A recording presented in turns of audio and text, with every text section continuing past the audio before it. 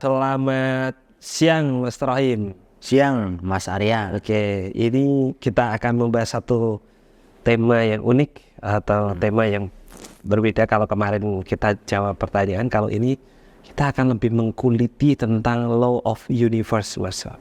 Jadi hukum alam semesta. Hukum alam semesta. Oke, bisa Semesta ya. ya bisa tolong dijelaskan, Mas. Apa itu hukum alam semesta? Saya juga nggak paham. Oke, saya juga masih belajar dan terus belajar. Salam rayu untuk semuanya, Mas Arya dan semua yang nonton video saya. Hukum alam semesta. Ya, alam semesta ini ada hukumnya. Hukum ini akan terkelompok atau tersatukan dalam satu kesatuan, yaitu kepada penguasa alam semesta. Nah, siapa penguasa itu tergantung kepercayaan kita masing-masing. Ada yang percaya Tuhan, ada yang percaya dewa, ada yang percaya dewi, ada yang percaya leluhur, ada percaya alam semestanya saja. Silakan, itu setiap orang punya hak masing-masing menanamkan keyakinannya dalam diri. Tapi hukum ini tetap berjalan di dalam kehidupan kita. Tidak sama. Kalau kita berbuat baik, maka akan terjadi kebaikan terus kepada kita. Itu salah satu hukum sebab akibat, atau hukum dari bagian dari hukum alam semesta yang menciptakan efek dari sebab akibat itu. Ada juga, saya pernah belajar dalam satu buku filosofi dan buku spiritual, hidup itu cukup kita pakai law of action dan law of attraction. Anda bisa menggabungkan keduanya atau memilih salah satu dari itu. Kalau law of action berarti kita melakukan. Kalau ingin sesuatu, kita melakukan sesuatu, maka keinginan itu akan hadir ke dalam diri kita. Ada yang cukup, kalau ingin sesuatu, cukup membayangkan sesuatu. Karena cakra kita tidak mengenal imajinasi atau kenyataan, maka kita bisa memainkan imajinasi kita dan akhirnya hadir sesuatu. Di law of action dan law of attraction. Ada banyak hukum alam semesta bisa kita pakai untuk menuju pada spiritual tertinggi, yaitu pemilik hukum ini. Banyak, nanti kalau pengen tahu ya bisa saya jelaskan di dalam pelatihan.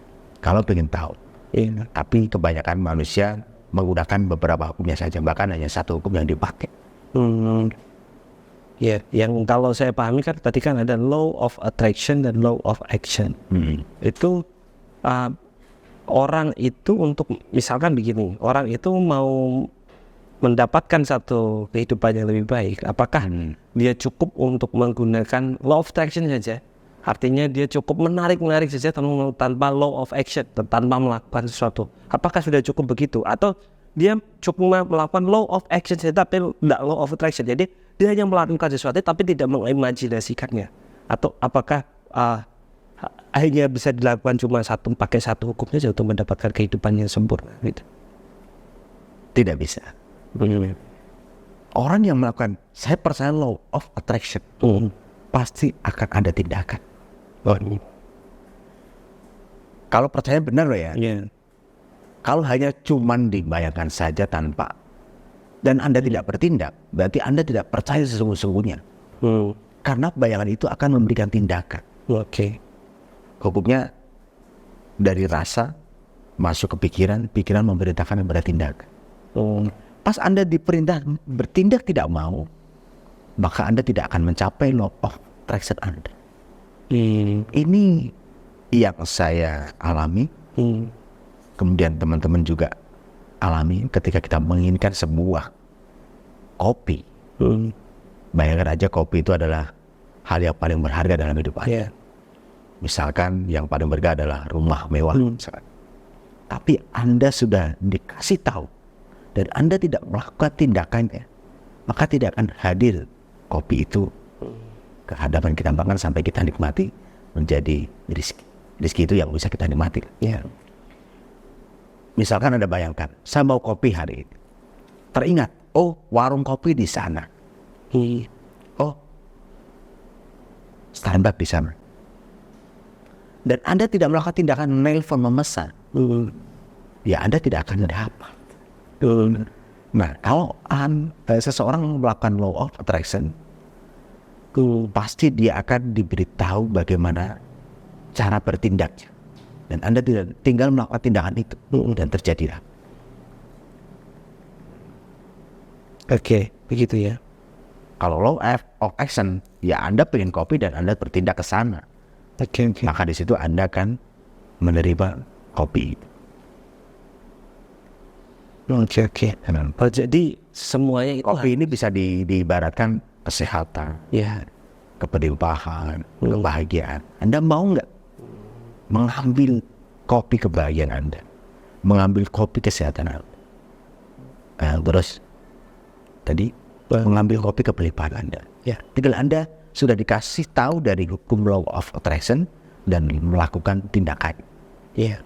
Jadi harus diikuti dengan law of action-nya. Ya. Ya, begitu. Jadi Itu secara otomatis. Kalau ya. Anda tidak melakukannya, berarti Anda tidak percaya law of attraction dengan sungguh-sungguh. Oh, begitu. Jadi gagal. Gagal karena Anda cuma percaya kalimatnya aja, Ya. tapi tidak melakukan efek respon dari law of attraction itu.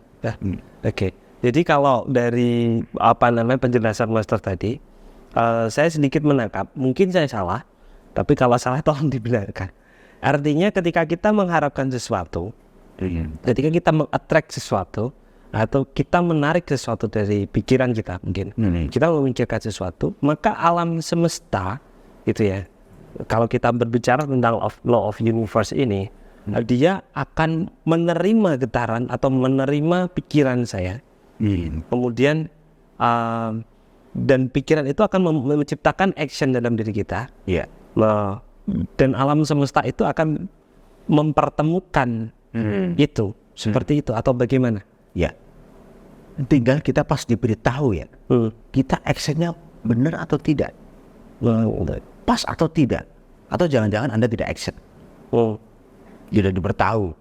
Oh, kalau mau kesehatan meningkat atau kopi kesehatan yang saya sebut sebagai kopi, Anda diberitahu, kamu harus kontak ini atau kamu datang sendiri. Ini nomornya, ini tempatnya, ini kamu kasih tahu bagaimana cara Google Maps tempatnya.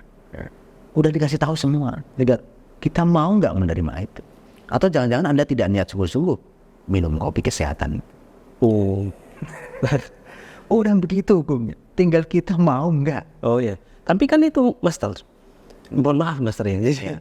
Bukan saya membantah. Jadi begini, ini realita yang terjadi.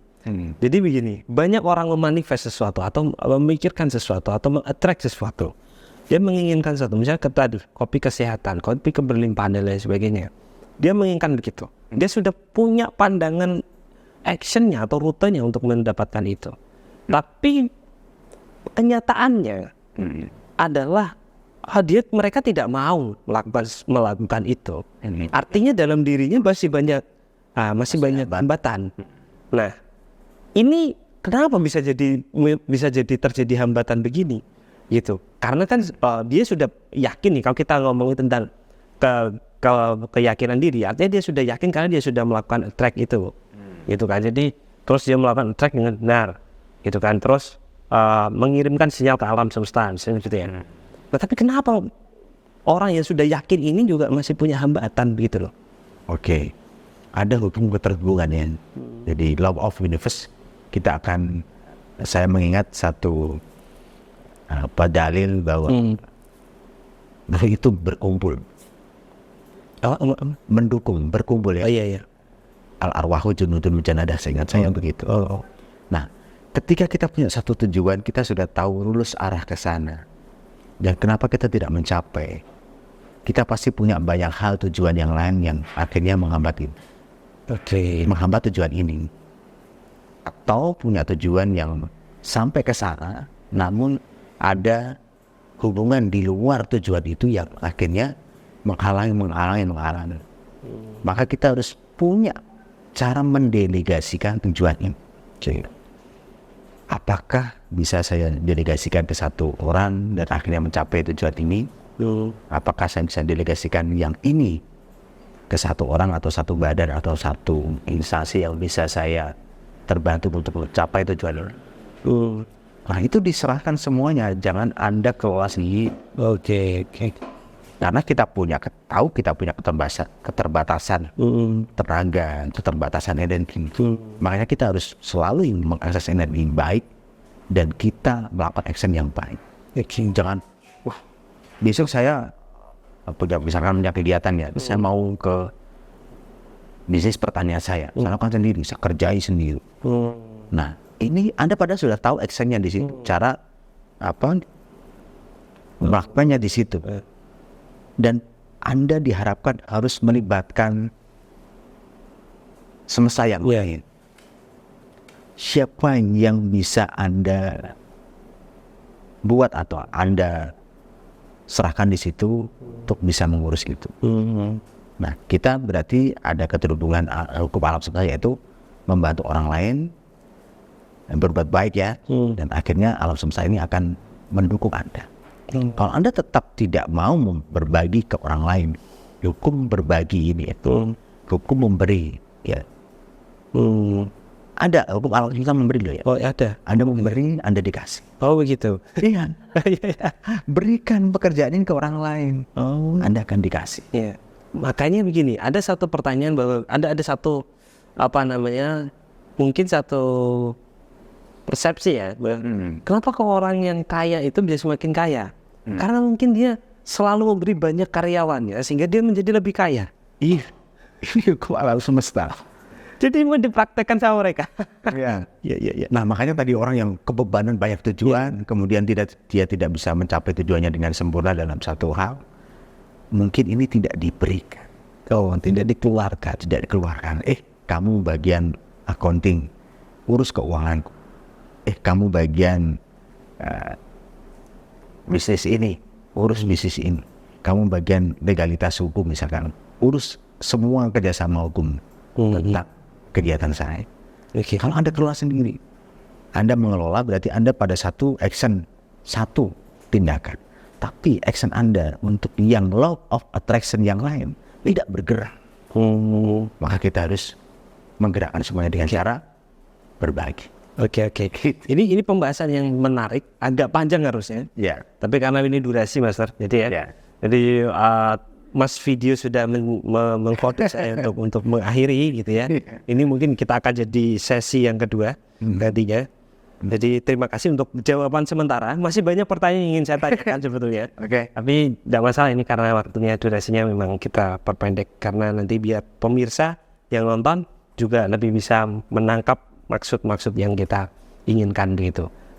Kita akan lanjut mungkin di sesi yang kedua, begitu ya. Siap. Ya, part-partnya. Ya. Terima kasih Master untuk waktunya. Selamat siang. Ya.